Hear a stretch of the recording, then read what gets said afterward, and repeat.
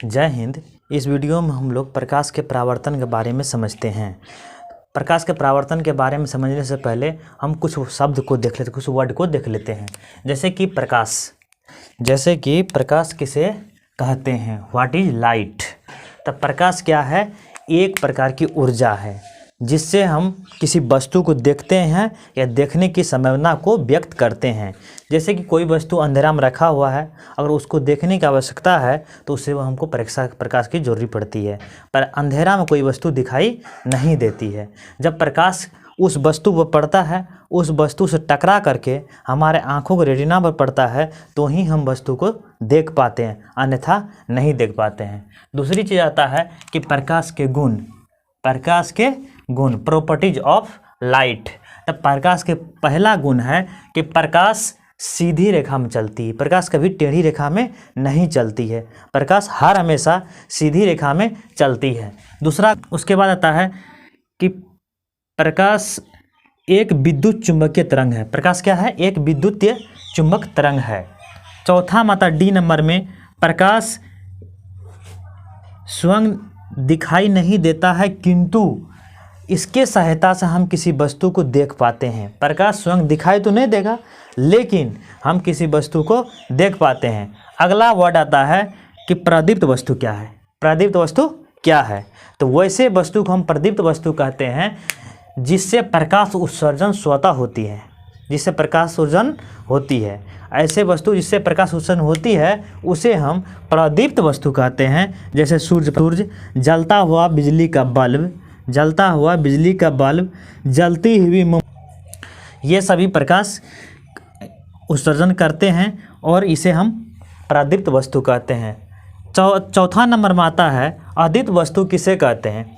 तो वैसे वस्तु जिससे प्रकाश उत्सर्जन नहीं होता है, जैसे प्रदीप्त के उल्टा अदीप्त होता है, इससे प्रकाश उत्सर्जन होता है, इससे प्रकाश उत्सर्जन नहीं होता है, तो ऐसे को हम अदीप्त वस्तु कहते हैं जिससे प्रकाश उत्सर्जन नहीं होता। जैसे कि चंद्रमा को प्रकाश देती है, लेकिन अपनी प्रकाश स्वयं प्रकाश उसके पास नहीं है, वो सूरज के प्रकाश से चमकता है, इसीलिए उसे हम प्रदीप्त वस्तु नहीं कहकर अदीप्त वस्तु कहते हैं।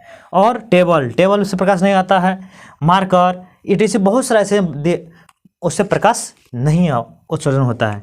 अगला आता है पारदर्शी पदार्थ, वैसे पदार्थ जिससे हम आर पार देख सकते हैं। ई पार से ऊ पार, ई बगल से ऊ बगल हम दिखाई देता है, उसे हम पारदर्शी पदार्थ कहते हैं। जैसे उजला प्लास्टिक, लेंस सबसे अच्छा उदाहरण है। लेंस से हम ई बगल से ऊ बगल देख सकते हैं। अगला आता है अपारदर्शी पदार्थ, वो जिससे जैसे इसका उल्टा होता है, जिससे आर पार दिखाई नहीं देता है, ऐसे वस्तु को अपारदर्शी पदार्थ कहते हैं। जैसे दीवार से लोग ई पार से ऊपर नहीं देख पाते हैं। उसके बाद आता है दीवार के बाद काला प्लास्टिक, इस सब चीज़ से गंदा पानी, इस सब चीज़ से लोग एक बगल से दो बगल नहीं देख पाते हैं। अगला आता है पारभासी, ये दोनों के बीच में होता है, इससे धुंधला दिखाई देता है, लेकिन धुंधला दिखाई देता है। जिस वस्तु से धुंधला दिखाई देता है उसे हम पारभासी पदार्थ कहते हैं। जैसे कागज, ये आता है।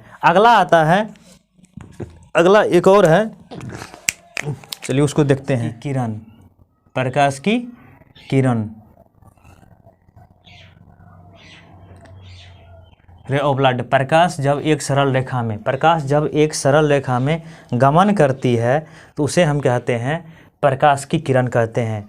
प्रकाश की किरण किसे कहते हैं? कि प्रकाश जब एक सरल रेखा में गमन करती है तो उसे हम प्रकाश की किरण कहते हैं। जैसे कोई प्रकाश स्रोत से प्रकाश निकला, प्रकाश ऐसे निकला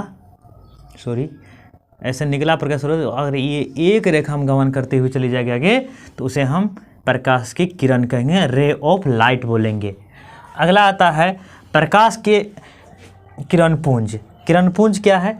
कि प्रकाश के किरणों के समूह को ग्रुप ऑफ रे इज कॉल्ड बीम। मतलब कि प्रकाश किरणपुंज किसे कहते हैं? तो प्रकाश की किरण के समूह को प्रकाश की किरणपुंज कहते हैं। जब किरण एक रेखा में एक चलती है तो किसे किरण कहते हैं, और जब वही किरण एक ग्रुप में चलेगी तो उसे हम प्रकाश किरण पुंज कहते हैं। जब प्रकाश की किरण एक ग्रुप में चलती है, जब प्रकाश किरण एक ग्रुप में चलती है तो उसे हम प्रकाश किरण पुंज कहते हैं। ये 3 प्रकार के होते हैं, ये 3 प्रकार के होते हैं। पहला होता है अपसारी डायवर्जिंग बीम, दूसरा होता है समांतर पैरेलल बीम, तीसरा होता है अभिसारी बीम, अभिसारी किरणपुंज, इसको कहते हैं अंग्रेजी में कॉन्वर्जिंग बीम। इसमें होता है कि ऐसे किरणपुंज जिससे एक प्रकाश स्रोत से निकलकर प्रकाश की किरण फैलती हुई भी चली जाती है, तो ऐसे किरणपुंज को अपसारी किरणपुंज कहते हैं। ऐसे किरणपुंज को अपसारी किरणपुंज कहते हैं। जब प्रकाश स्रोत से प्रकाश किरण निकल करके सीधी वो फैलती हुई चली जाती है तो उसे प्रकाश पुंज को क्या कहते हैं? अपसारी किरणपुंज कहते हैं। इसमें होता है, इसमें प्रकाश की किरण एक दूसरे के समांतर होती है, जैसे एक दूसरे की समांतर होती है, जैसे एक के ऊपर एक समांतर रूप से चलते रहते हैं, लेकिन इसकी दूरी सेम रहती है। इसे हम कहते हैं समांतर किरणपुंज। अगला आता है अभिसारी किरणपुंज, कॉन्वर्जिंग बीम।